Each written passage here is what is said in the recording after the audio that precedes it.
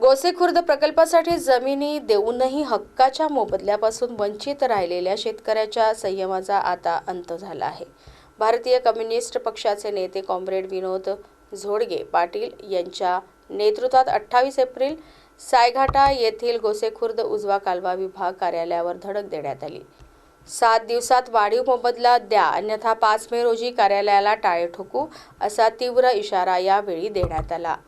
केवळ मोबदलाच नव्हे तर कालव्याच्या दुरावस्थेचा प्रश्नही गंभीर आहे। निकृष्ट कामामुळे कालवे फुटत असून गाळ आणि झाडाझुडपांमुळे शेवटच्या शेतकऱ्यांच्या पर्यंत पाणी पोहोचत नाही। पावसाळ्यापूर्वी दुरुस्ती न झाल्यास शेतीचे मोठे नुकसान होण्याची भीती व्यक्त होत आहे। या आंदोलनात आवळगाव, हळदा आणि परिसरातील शेकडो शेतकरी सहभागी झाले होते।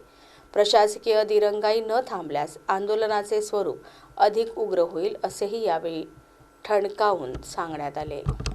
गोसेखुर्द उजवा कार्यालय जो ब्रह्मपुरी तालुक्यातील मुख्य कार्यालय म्हणून आम्ही ज्या अनेक शेतकऱ्यांच्या शेत्या गोसेखुर्द धरणामध्ये गेलेल्या आहेत, ज्याच्यामध्ये खरं तर या गोसेखुर्द प्रकल्पाचं उद्घाटन 1984 मध्ये झालेलं आहे।